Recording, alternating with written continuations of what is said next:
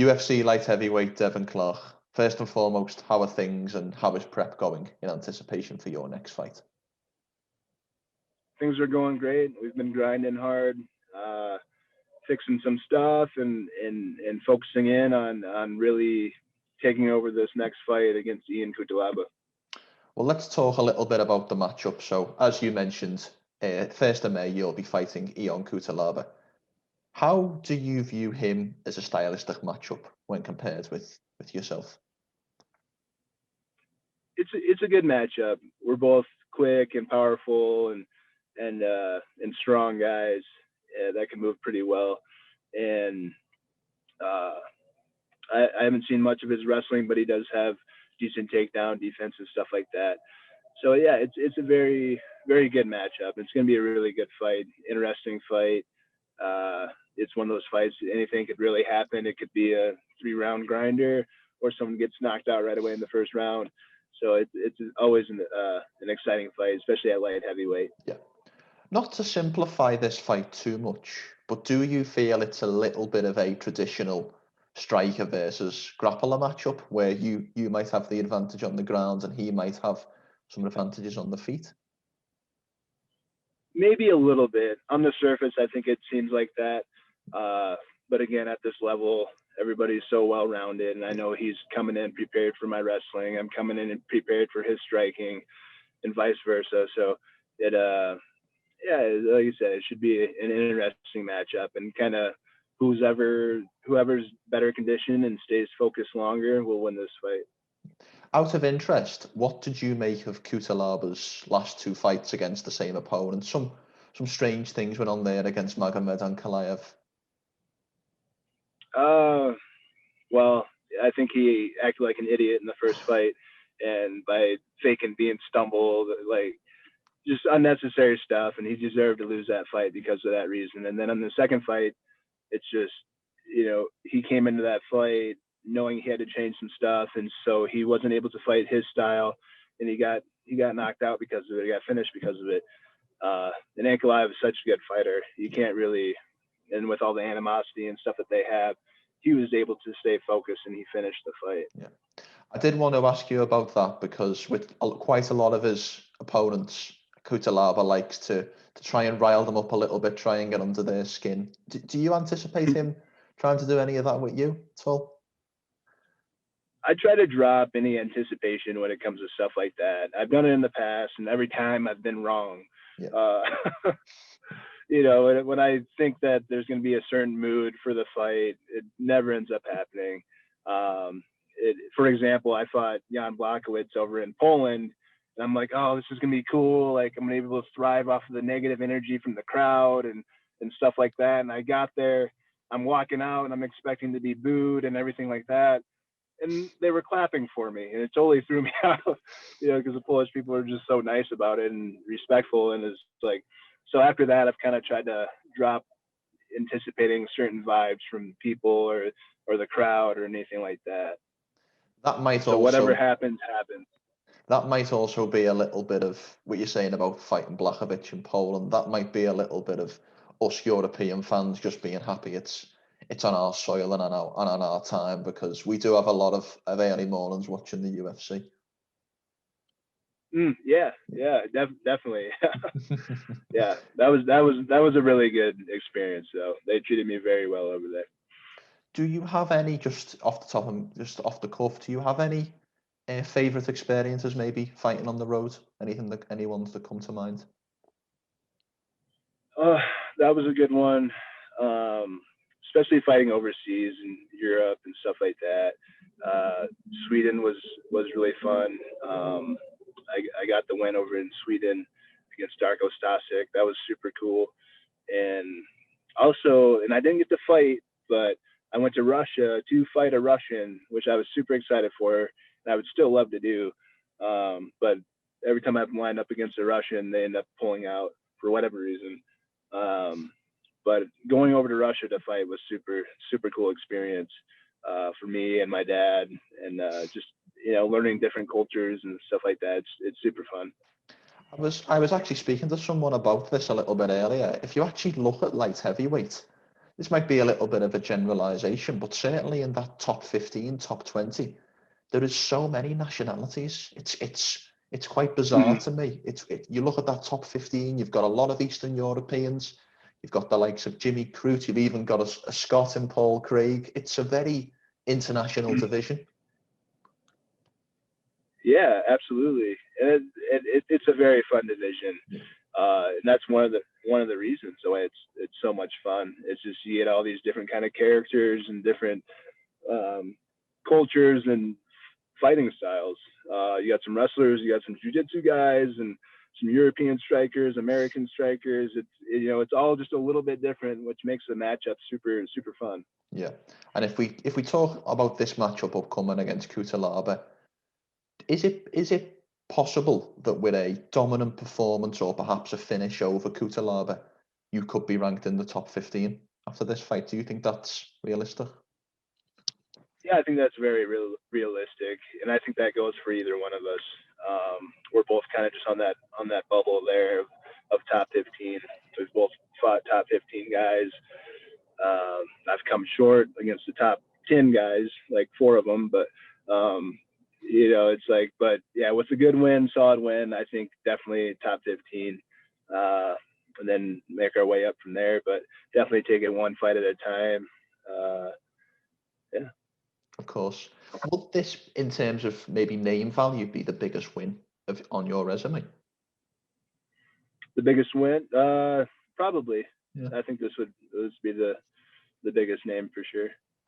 To beat one of the Avengers would be quite a big name on your resume, with him being the Hulk. I want to be an Avenger, I guess. I look him more of like a Gumby type fellow, but painting himself green and all that. It's funny when guys try to. I don't like bullies, and I don't like people that try to intimidate people and stuff like that. And maybe I've done that a time or two, but that's his thing. That's his niche, is try to intimidate you, especially coming across the cage and doing all this stuff. It's like, all right, bro. I can see if he's undefeated and he is the toughest guy in the division, but he's not. And for him to do that, he just looks like a clown. So I'll be quite candid with you, Devin. And I'm not saying this because we're having this conversation. That's not my style, but it always kind of perplexes me, his antics at times, because he tries to intimidate some of the least intimidable people on the planet. You guys fight in a cage for a living. You will not be intimidated by that stuff, or I wouldn't have thought. Definitely. Like, it's like, what, and some fighters have to do that for themselves, whether you're fighting fear or anxiety or to make yourself feel bigger or stronger, whatever it is, there's some underlying reason why he has to do that for himself. And maybe it's just for the audience or fans and stuff like that. But I think there is definitely a underlying reason why he does the antics. And sometimes they probably do work, and sometimes they definitely don't. So it's like, if he wants to do that this time, by all means, go ahead. I'll probably blow him a kiss or something, whatever. We're fighting, so it doesn't really matter either way. Yeah. And what I wanted to touch on was your last fight, the Anthony Smith fight, which you headlined that card on basically a day's notice, a day and a half's notice. Is that correct? Mm-hmm. Yeah. What was that experience like, to headline your first UFC card on virtually 24 hours notice? I wish it was under better circumstances. There was so much going on in that fight camp. Getting changed to the main event, getting changed to a 5-round fight, and then also the week before, my mother-in-law had passed away, and I was going through a lot, and there's a lot of changes going on at one time, and I think it's safe to say that I wasn't totally there mentally and physically. It's just I wasn't focused enough. But that being said, it was a great experience. Now I got that out of the way. Now I know what it's like to be in the main event. And next time, and there will be a next time, I'll be able to take it in and take advantage of the situation, instead of just kind of being there and not really believing in the situation, if that makes sense. It's obviously a big step up for a fighter when they get to headline that card. But with you headlining on such short notice, did it feel in any way hollow or any way a little bit lackluster at all? Absolutely.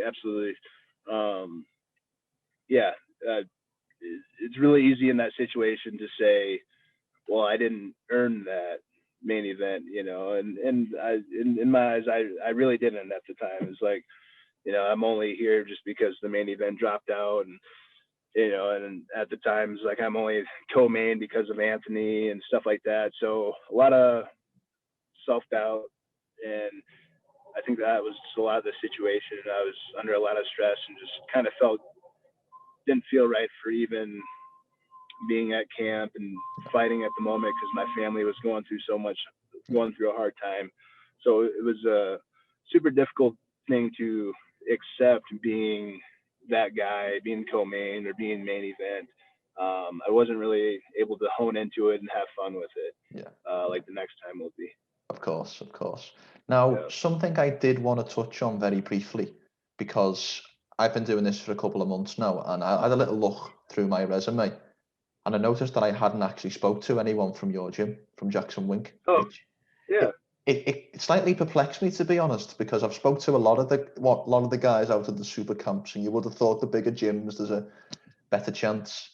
Can I ask, what is it that is so special about that gym down in Albuquerque that makes you want to train down there? There's a lot of different keys to the success of JacksonWinkMMA, and it's been for years now. You just have the city itself is super different. It's a little rough around the edges, but it's surrounded by beautiful mountains and beautiful scenery, and it's also at altitude. And when people come here, it's a little bit. You come here to work, and you work your ass off, and it is a lot harder.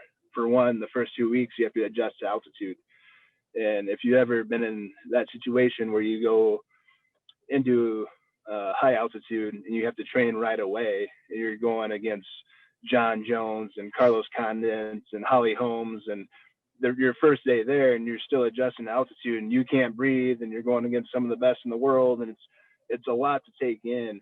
And I think that helps when you do get into a fight, into a high stress situation, into a uncomfortable situation. And then, so you have all that, and that's the physical stuff, is just getting used to the altitude and being able to train at that high altitude and being in really good condition. And then you add in the world-renowned coaching that's here with Greg Jackson and Coach Winklejohn, and then you got Joey Villasenor, and then one of my coaches, Chad Smith, and you have so many different coaches that have been around some of the greatest fighters and athletes of all time. You add that into the mix, and you just have a beautiful mix of what makes a great fighter and a great camp. Out of interest, who have you been regularly working with for this camp? Big names or otherwise, who are some of your main training partners? Usually we all work together, so it might be different day to day, but of course Jon Jones a little bit, then Juan Adams, Davion Franklin's Bellator, Christian Edwards, also another Bellator name, and then there's so many. But yeah, it's a lot of different guys, and a lot of them are high level athletes and high level fighters. And then you get some of the amateur fighters or lower level pro fighters that are just as good. So it's, you're getting a lot of work in, a lot of good quality work. Now, if we transition a little bit to the fight coming up, obviously your prime focus is May the 1st. I wouldn't expect anything else. But do you have any other goals in mind you want to accomplish in 2021? Any specific opponents? Any specific accomplishments in the sport? What is it you want to get out of this rest of this year? I just want to have a successful year. Win this fight. I want to win this fight, get a new contract with the UFC, secure my job. That always feels good. So that's one thing on the list is get another contract by way of win. Whether I knock out Cutelaba or not, I'm still chasing a finish in the UFC. I've never had a finish in the UFC. I've grinded out a lot of people, and I'm really good at that. I do want to finish, but I'm not going to chase it though. So yeah, it's just keep winning, and keep bettering myself, and yeah, keep moving up. I still have championship desires. I still want to fight for the belt. I still want to win the belt and defend the belt. And I think it's definitely obtainable. I've fought the top guys in the division. I've fought the champ. I've hurt the champ, in Jan Blachowicz. I've hurt everybody that I've lost to, and believe that I could have won all those fights. I even had Alexander Rakic finished in the first round of that, or right away in that fight a couple times, and then but I've gained experience that I didn't have at the time in those fights that I know could be used to actually finish the fights and get victories in those situations. So I'm excited to take that forward, take my knowledge forward, and have a successful career. Something you mentioned there, I just wanted to pick up on is this the last fight on your current contract? I have 2 fights left. Oh, super. Yeah, but I've never had to fight the full contract. I don't want to be in that situation. So I'm going to beat up Cutelaba, get my new contract, get more money, and keep on going. I was going to ask for the final prediction, but is that the best you can give me? Just beat up Cutelaba and get that new contract? Yeah. I'm going to beat him up. Like I said, I'm trying to quit. I'm trying to be done with putting expectations on these fights, because I'd rather just live in the moment of that fight. When I get in there, I don't need any extra expectations. I'm a really good fighter. I'm a super talented fighter. And I think without all those expectations, I can just go in there and do my thing, win these fights, and, show my domination, show my skills. So. Of course. Well, it's a fantastic fight, 1st of May, Devin Clark versus Ion Cutelaba. And I very much look forward to seeing you back in action. And it was great to talk to you today. Well, thank you. I appreciate it. It was good talking to you as well. Love the accent, by the way. Do you know what part of England I am from? Because I have a very distinctive accent similar to another UFC fighter. Wherever Darren Till's from, maybe. Yeah. We're from a place, Liverpool. Okay, you speak much clearer than he does, though. Believe it or not, Devin, I am trying to speak a little bit clearer here. Maybe if the camera was off or if we were in person, I mightn't be speaking so clearly. Absolutely. Like I said, I love the different cultures, and that's one thing that the world of MMA has blessed us with, is meeting different people from different cultures and being able to exchange words with them. It's a super cool and super unique deal that makes me glad to be part of the UFC and the MMA community. Yeah, but we're privileged to have the technology that you can be sat in your car in Albuquerque and I can be sat in my office in Liverpool and we can have a conversation. Absolutely. Super cool. This is the way. This is the future. Yeah. Before we finish, Devin, how can people find you on social media? At Brown Bear UFC on Instagram, at Brown Bear C on Twitter. Superb. And before we finish, is there anything you would like to say or sign off with at all? I just want to thank anybody that's tuning in. Thank you for the support, and we'll see y'all May 1st when I beat up Ion Cutelaba, the green weirdo. Great way to end. Great talking to you today, Devin. You as well. Thank you.